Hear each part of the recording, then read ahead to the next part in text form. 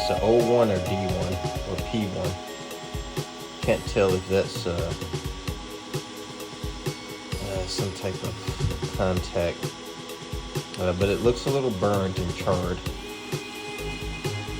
compared to the other nice clean solder. So most likely I need to replace this. I'm gonna try to clean it up first. If that doesn't work out, I'm gonna go ahead and place an order for this board. So this is it.